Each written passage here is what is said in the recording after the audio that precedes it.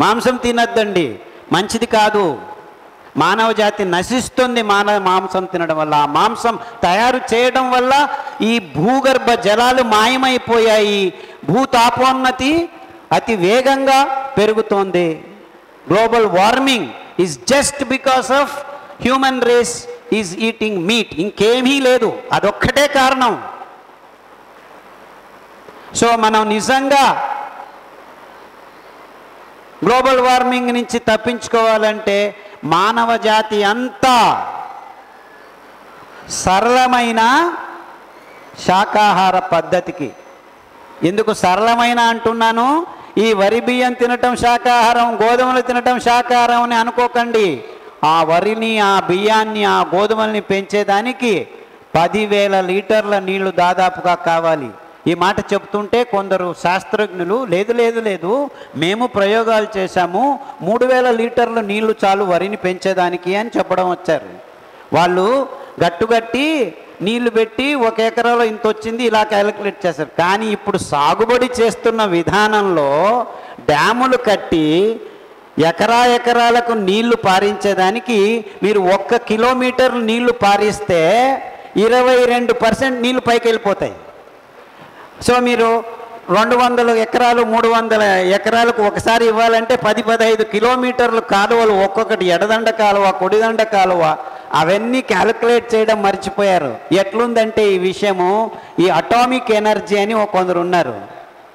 మేము క్యాలిక్యులేట్ చేస్తాము ఈ ఎనర్జీ కంటే ఇది చాలా తక్కువ అని. కానీ దాని నుంచి వచ్చిన వేస్ట్, దాన్ని నిభాయించేదానికి సంవత్సరానికి క్యాలిక్యులేట్ చేస్తే 1 యూనిట్ పవర్ అటామిక్ ఎనర్జీ నుంచి మామూలుగా హైడ్రోథర్మల్ ఎనర్జీ కానీ కోల్ బర్నింగ్ కానీ ఎనర్జీ కంటే 1000 రెట్లు ఖర్చు అవుతుంది. 1000 రెట్లు ఎక్కువ ఖర్చు అవుతుంది. అలాగా ఈ సైంటిస్టులు తాము పనిచేస్తున్న ఈ కంపెనీలకు వత్తాసు పలికేదానికి ఈ నెంబర్లను సృష్టి చేస్తున్నారు. అర్థమవుతుందా? సో అంటే నిజంగా మీరు 1 కేజీ వరి బియ్యం పండించేదానికి నీళ్లు నాకు ఇస్తే, 9,000 లీటర్లు నాకు ఇస్తే, నేను ఈ సిరిధాన్యాల్ని 30 కేజీలు పండిస్తాను. 1 కేజీ సిరిధాన్యం 10 మంది తినొచ్చు. అంటే 300 మందికి భోజనం మీరు 1 కేజీ వరి బియ్యంతో నేను ఒదిగిస్తాను. 1 కేజీ వరి బియ్యం 5 మంది తిని ముగించేస్తారు. అంటే 1 కేజీ బియ్యం రేషియో తీసుకుంటే 60 మంది, 60 పీపుల్స్ ఫుడ్ ఒక్కరు తింటున్నారు వరి బియ్యం. అంటే పర్యావరణానికి అది ఎంత హానికరమో అని ఆలోచించండి.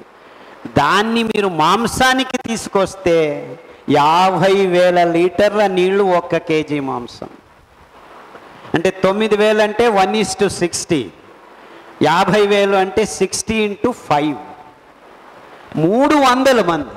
అంటే ఒక్కరు మాంసం తింటే 300 మంది ఆహారాన్ని గుడుం అని కబలించేస్తున్నారు. అదే ఎకనామిక్ మోడల్, కబలించే దుస్థితి. అదే ఎకలాజికల్ మోడల్ అయితే, పర్యావరణ జీవావరణ విధానాలైతే 300 మంది. దానికి తోడు మీరు మూగజీవుల్ని నాశనం చేయట్లేదు, చంపట్లేదు. ఎంత సహజమైనది, ఎంత ప్రీతిపాత్రమైనది.